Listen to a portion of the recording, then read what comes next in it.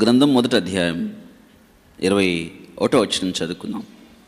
నేను సమృద్ధి గలదాన్ని వెళ్ళి తిని యెహోవా నన్ను రిక్తురాలుగా రాజేసను, మీరు నన్ను నయోమి అని పిలువనేలా. యెహోవా నా మీద విరుద్ధముగా సాక్ష్యం పలికెను, సర్వశక్తుడు నన్ను బాధపరిచిన వారితో చెప్పెను. అట్లు నయోమి ఆమెతో కూడా మోయాబురాలైన రూతు అను ఆమె కోడలను మోయాబు దేశము నుండి తిరిగి వచ్చేది. గమనించారా? ఎక్కడి నుంచి వచ్చారు? తిరిగి ఆ పదం గుర్తించాలి. తిరిగి వచ్చేది. దేవుని వాక్యం చక్కగా రాయబడింది. వారు వెళ్ళినోళ్ళు రాలేదు, కానీ తిరిగి వచ్చేరి. విచిత్రం ఏంటో తెలుసా?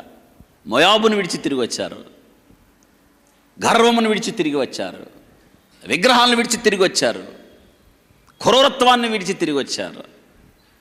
వారు ఇశ్రాయేలీలకి మోయాబీలు వారు ఎంత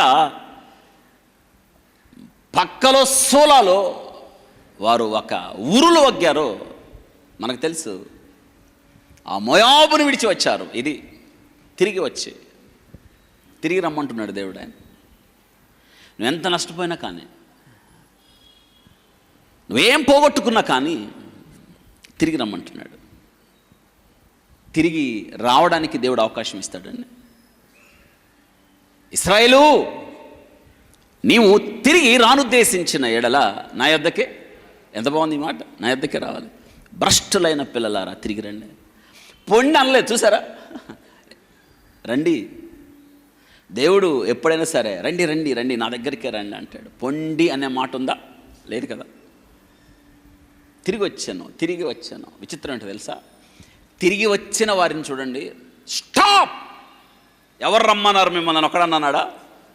ఎవరు అంటానికి లేదు. ఇక్కడ దేవుని సంఘం ఇది. ఎవరికి అధికారం లేదు. నువ్వెవరు అంటానికి? ఎందుకు వచ్చావు? నువ్వు ఏ ముఖం పెట్టుకొని వచ్చావు? ఎందుకు తెలుసా? ఇది మనది కాదు. ఎవరిది? ఇది దేవుని స్థలం. ఇది యూదా బెత్లెహేం సంఘం రొట్టెలు ఉన్న ఇల్లు, ఎఫ్రతా ఫలభరితమైన స్థలం, యూదా స్తుతి ఉన్న స్థలం, దేవుని సంఘం ఇది. గమనించండి. ఇప్పుడు వీళ్ళు ఎలా కనిపిస్తున్నారంటే, తిరిగి వచ్చింది. ఇద్దరు వచ్చారు తిరిగి. ఎవరు? నయోమి. ఏం చెప్తారు వీళ్ళిద్దరు? మీరు జాగ్రత్త వినండి. మొట్టమొదట నయోమి, ఆమె ఒకానప్పుడు విశ్వాసి, పడి లేచిన విశ్వాసి. చెప్పండి, ఎవరామా? 2, పడి లేచిన విశ్వాసి ఒక అన్యురాలుని తన వెంట క్రీస్తు యొద్దకు తీసుకొస్తుంది. ఇది 2 అనుభవాలు.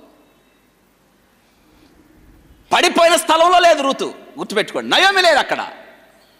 ఏ స్థలం అయితే తన భర్త మరణానికి కారణమైందో, ఏ స్థలం అయితే తన యొక్క కుమారుల మరణానికి కారణమైందో, ఆమె అక్కడే ఉండలేదు.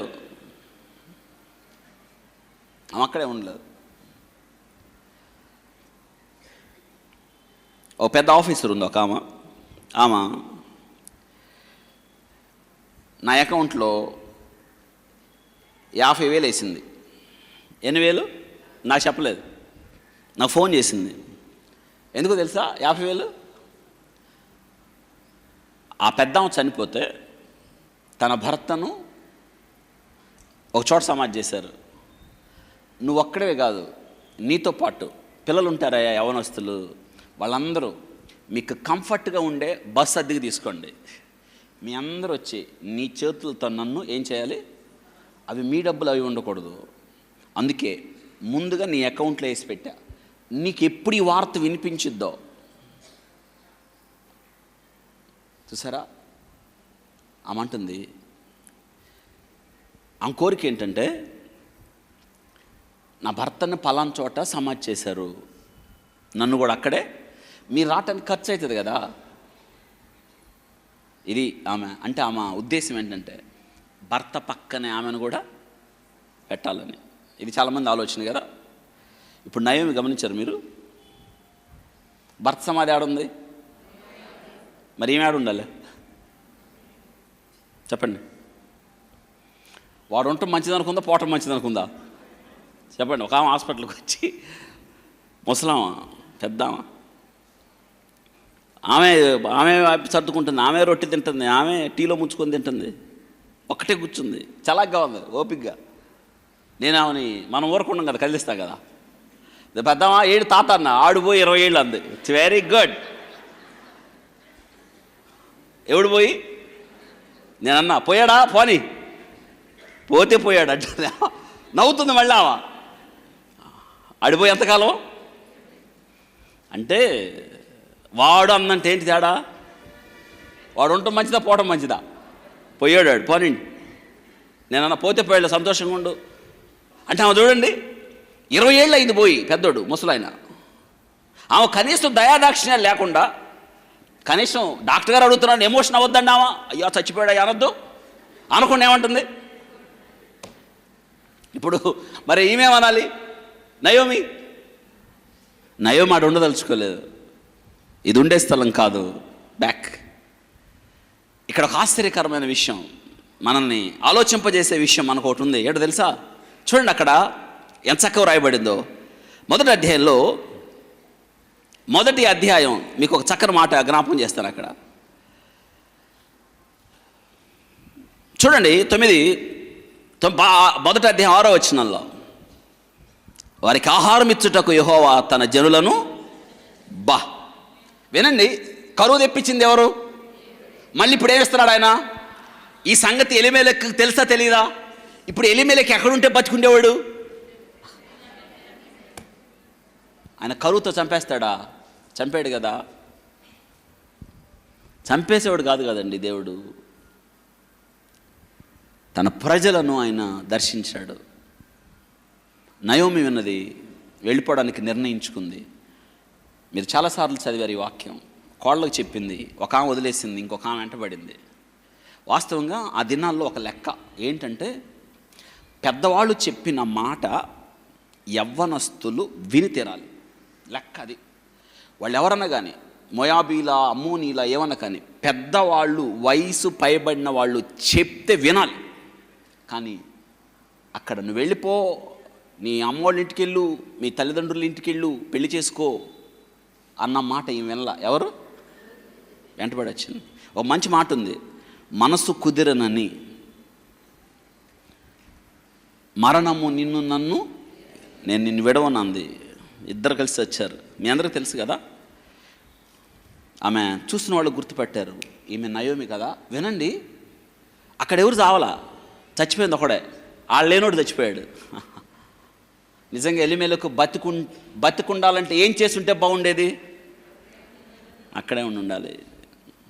అందరూ చూస్తున్నారు, ఈమె నయోమి కదా, అరే ఏంటి రెట్ అయిపోయింది ఈమె. మగవాళ్ళు ఎవరు లేరు, భర్త లేడు, పిల్లలు లేరు. అమంటుంది, నయోమి కాదు ఇప్పుడు నేను ఎవరిని చేదైపోయాను నేను.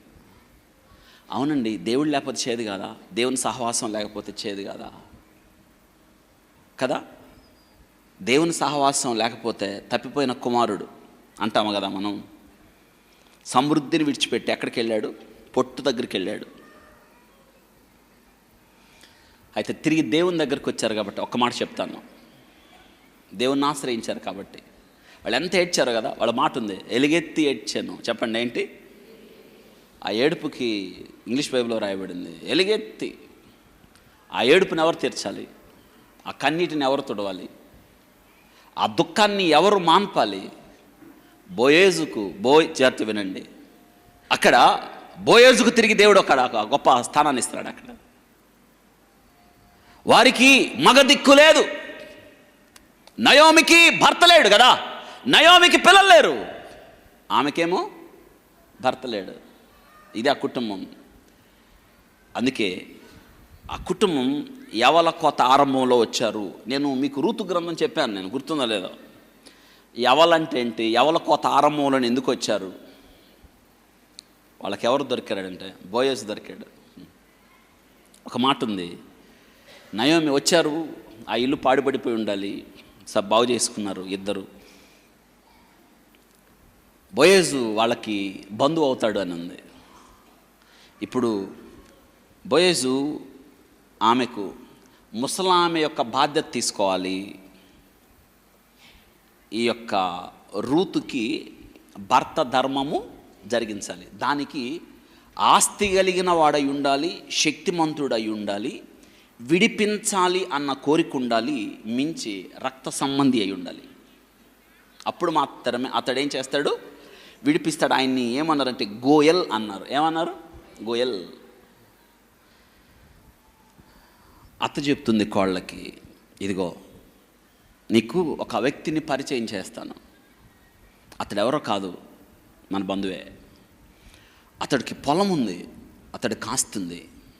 నీవు ఆ పొలానికి వెళ్ళు, అతడు నిన్ను చూడాలి. నువ్వేం చేస్తావు తెలుసా? ఆయన పడుకున్నప్పుడు వెళ్ళి నువ్వు సిద్ధపడి వెళ్ళి ఆయన కాళ్ళ దగ్గర పడుకో. ఆయన పడుకున్నప్పుడు నువ్వేం చేస్తావు తెలుసా?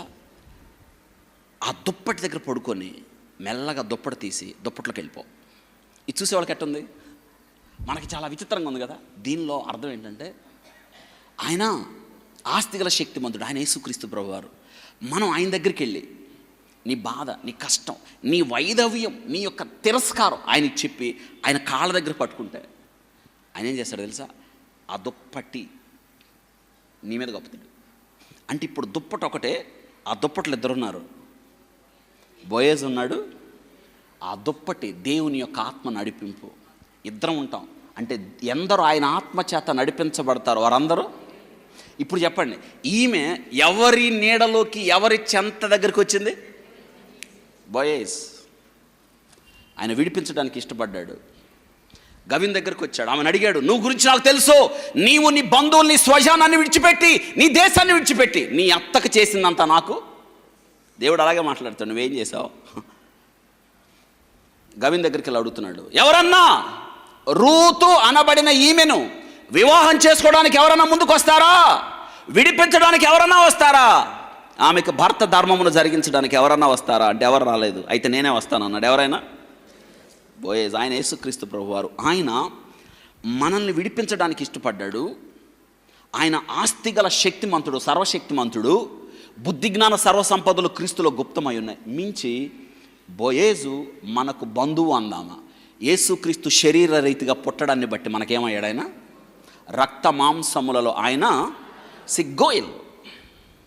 బోయేజ్. ఆయన పోతే పోయాడు మహులోను గాడు. ఎవడు దొరికాడు? చెప్పండి. బోయేజ్ దొరికాడు. పోతే పోయాడు నాబాల్ గాడు. ఎవరు దొరికాడు? ఆ ముసలాం అన్నట్టు పొయ్యి వాడికి 20 ఏళ్ళు అయింది అందామా. మరి ఆమెకెవరు దొరకలా. నేను ఆమెకు చెప్పాను, నీకు ఒకడు దొరుకుతాడు చెప్పానండి. చెప్పమని ముసలాం చెప్పాలి కదా. ఆమె ఫైర్లో ఉన్నప్పుడు మనం యేసుక్రీస్తు అనే నీళ్లు పోసి ఆమెని ఫైర్ ఏం చేయాలి మనం? నేను తర్వాత రోజు చెప్పాను, నీకు అసలైన విషయం చెబుతాను, నేనే పెద్దామా. ఆమె శుభ్రంగా ఆలకించింది. మరి దేవుడు నమ్ముకుందో లేదో నాకు తెలియదు. తర్వాత ఆమె నేనైతే చెప్పా, ఆమెను ఆదరించగలిగిన వాడు ఎవరో, ఆమెను ఎత్తగలిగిన వాడు ఎవరో చెప్పాను. ఆయన బోయేజ్. ఆయన మన ప్రాణప్రియుడు, మన హితుడు, మన క్షేమాన్ని కోరినవాడు, మనల్ని విడిపించ సమర్థుడు, ఆస్తిగల శక్తిమంతుడు, రక్త మాంసములలో పాలిభాగస్తుడై మన శరీర సంబంధిగా ఆయన మించి రక్త మాంసములలో ఆయన పాలిభాగస్తుడు అవడం ద్వారా మనకు సమీప బంధువు అయ్యాడు. ఇదండి మీరు రావాల్సింది క్రీస్తు చెంతకి. ఆయన మన పరమ బోయేజ్. ఒకవేళ ఇంకా మీరు ఎవరైనా రాకపోతే ఆయన యొద్దకు వచ్చి ఆయన వేడుకోండి. ఆమె పడిపోయిన విశ్వాసి తిరిగి లేవనెత్తబడింది. వస్తూ మరొక ఆత్మను ఎక్కడికి తెచ్చింది?